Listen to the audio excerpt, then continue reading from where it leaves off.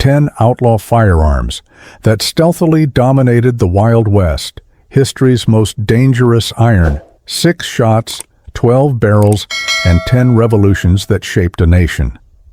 This is not merely a count of outlaws. It represents the concealed mathematics of the American West.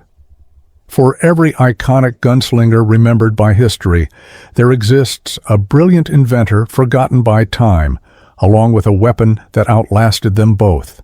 These firearms were not just instruments of disorder. They were the unseen forces that influenced gold rushes, acts of genocide, and the very essence of frontier justice. Samuel Colt's phantom-triggered revolution, Christian Sharpe's buffalo-slaughtering mathematics, and Annie Oakley's corkscrewing bullets.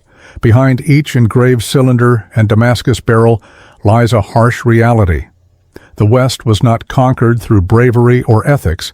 It was crafted from steel so deadly that it transformed ranchers into rulers and lawmen into legends. Tonight we unveil the 10 outlaw innovators you may not know, firearms that infused innovation into violence, from Custer's Last Stand to the deceptions of the OK Corral. These are history's most lethal iron diplomats, the unacknowledged negotiators who traded in bullets and financed empires. Stay tuned. By the conclusion, your perspective on Hollywood westerns and the American dream will be forever altered. But before we dive in, please like and subscribe to our channel to support our community. In 1836, American inventor Samuel Colt obtained a revolutionary patent for his firearm design, the first practical revolver mechanism that allowed multiple shots without reloading. Produced in Paterson, New Jersey, the Colt Patterson was introduced as a .28 caliber sidearm featuring an innovative revolving cylinder system. This groundbreaking weapon became the first commercially successful repeating handgun, merging a fixed barrel with interchangeable rotating chambers that significantly enhanced firing efficiency. Frontier lawmen, especially the renowned Texas Rangers, relied heavily on these revolvers during crucial conflicts with indigenous tribes throughout the expanding Western territories in the 1840s. A notable advancement in safety was the introduction of a unique folding trigger mechanism. This lever was entirely hidden within the frame until it was manually activated by cocking the hammer into the firing position. Although production ended in 1842 due to financial difficulties, the fundamental design principles of the Patterson significantly influenced the development of modern repeating firearms and solidified Colt's lasting impact on the history of weapon manufacturing. In 1848, the innovative gunsmith Christian Sharpe created a precision rifle that became the dominant choice for buffalo hunting in North America during the peak of the species' population, which exceeded 30 million. Its .50 to .110 caliber models were capable of ethically taking down a charging bull from 900 yards away, thanks to their specialized 34-inch octagonal barrels. At the height of its popularity, market hunters utilized this groundbreaking breech-loading system and its remarkable accuracy to kill over 1.5 million bison each year. In addition to civilian applications, modified versions of the rifle were adopted by 12 national militaries, including British colonial forces and Russian Cossack regiments. Notably, the frontier figure Martha Calamity Jane Cannery was said to have carried a nickel-plated version during her expeditions in Deadwood. Interestingly, military contracts from 1863 required walnut stocks that included integrated brass coffee grinders for cavalry units, a multifunctional feature that was especially appreciated during General Sheridan's winter campaigns against Confederate troops. The rifle's lethal effectiveness played a significant role in both the near extinction of the buffalo and the displacement of Plains Indian cultures. Launched in 1851 as Colt's first mass-market success, this 36 caliber percussion revolver transformed personal firearms, with sales reaching 215,348 units by 1873. The cylinder of this firearm features elaborate roll engravings that honor the 1843 Battle of Campeche, where the Texas Navy successfully defended against Mexican forces, serving as a strategic marketing appeal to nationalist feelings. This model became a standard issue for field officers under Confederate General Robert E. Lee, as well as for Western figures such as gambler dentist John Doc Holliday, who is said to have customized his with a hair trigger mechanism. This was notably during the time when gunslinger James Wild Bill Hickok met his demise while holding a hand of aces and eights at Deadwood Saloon No. 10 on August 2, 1876. Undertaker Charlie Middleton auctioned Hickok's ivory-handled Navy model for $75 to help cover the $300 cost of a burial plot at Mount Moriah Cemetery. Ironically, this firearm, which played a significant role in shaping the West, was designed with a sleek 2.9-pound structure inspired by nautical elements. Samuel Colt drew from ship's capstans when he created its innovative ratcheted cylinder mechanism. In 1860, visionary arms inventor Benjamin Tyler Henry transformed warfare with his namesake rifle, which utilized .44 caliber rimfire cartridges cycling through a groundbreaking brass frame receiver. The lever-action design enabled an extraordinary firing rate of 28 rounds per minute, thanks to its 15-shot tubular magazine, offering 3 times the firepower of the muzzle-loading weapons of the time. Over 14,000 of these rifles were used during the Civil War, notably equipping Lincoln's Henry Riflemen during Sherman's campaign. Interestingly, surviving models later armed Lakota and Spanish warriors at the Battle of Little Bighorn in 1876, where Sitting Bull's forces overwhelmed Custer's 7th Cavalry, which was equipped with single-shot rifles. Henry's patents directly influenced Oliver Winchester's 1873 model, known as the gun that won the West, which improved upon the design with the addition of King's loading gate and nickel steel alloys. A preserved 1860 prototype showcased at the Cody Firearms Museum highlights Henry's innovative dual-spring magazine feeder, a mechanism that continues to be analyzed by ballistic engineers for its dependability in combat situations. The devastating fire at Colt's Hartford factory in 1864, ignited by an explosion at a coal forge, obliterated their London export facility, thereby opening up market opportunities for Eliphalet Remington and his enhanced design. The Remington model, specifically the 1858 version featuring a .44 caliber iron frame, became essential for Union cavalry forces, with 127,000 units deployed, each equipped with 8-inch barrels and walnut grips. This model underwent 3 significant evolutionary changes. The first, the 1861 Model 1, introduced a hinged loading lever. The 1865 Model 2 refined the frame's design, while the 1868 New Model Army was notable for its pioneering conversions to 46 rimfire metallic cartridges. William Buffalo Bill Cody owned a revolver with the serial number 43,258, which he carried during his Pony Express days and Wild West performances, later presenting it to Wyoming ranch manager Ned Frost, inscribed with the words, "This iron never jammed nor lied." At the 2018 Western Epics event hosted by Heritage Auctions, Cody's nickel-plated revolver sold for $239,000, excluding the buyer's premium, highlighting its historical significance.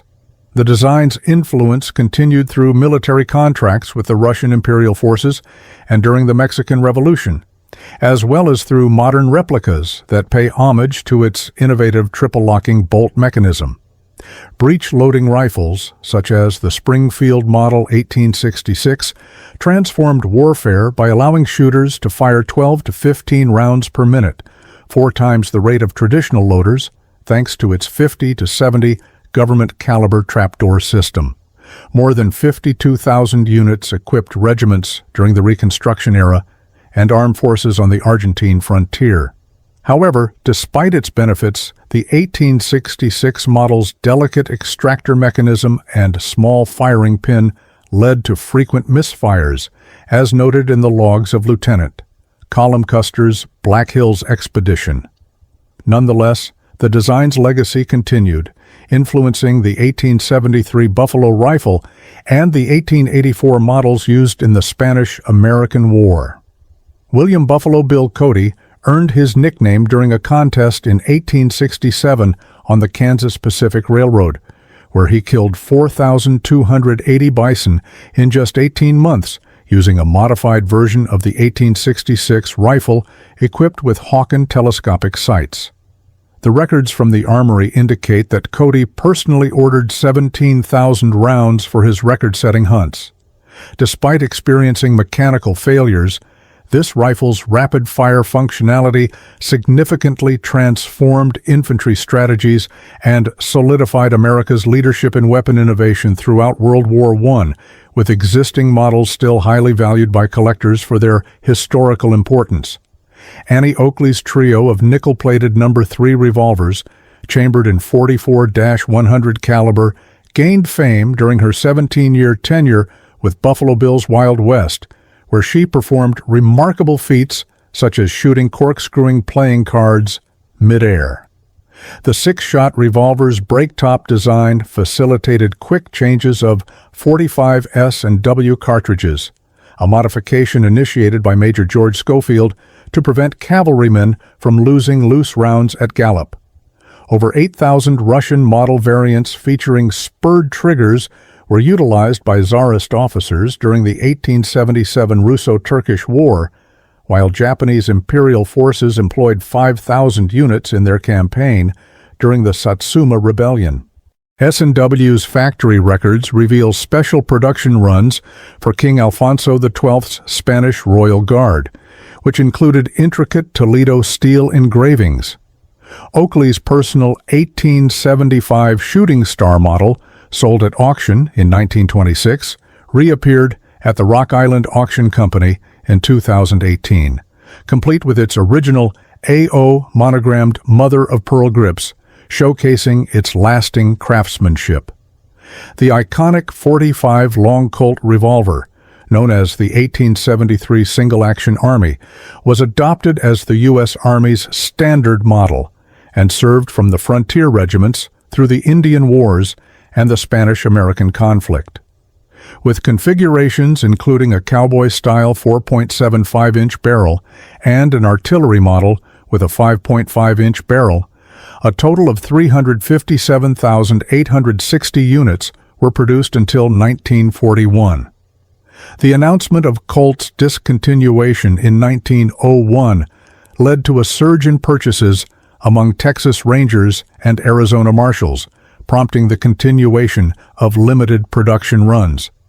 General George S. Patton's ivory-gripped revolver, number 89,588, accompanied him from the 1916 Pershing expedition against Pancho Villa to World War II press conferences, and it is now exhibited at the General Patton Museum. The 1881 gunfight in Tombstone featured Earp using a .44 Smith & Wesson revolver from 1869, while the legend of the 12-inch barreled buntline originated from fabrications in Stuart Lake's 1931 biography. Contemporary ballistic tests have demonstrated that the 1873 model, with a muzzle velocity of 950 feet per second, could penetrate 3 stacked pine boards at a distance of 75 yards, which accounts for its effectiveness in Cattletown confrontations and its recognition as the most replicated historical firearm in America.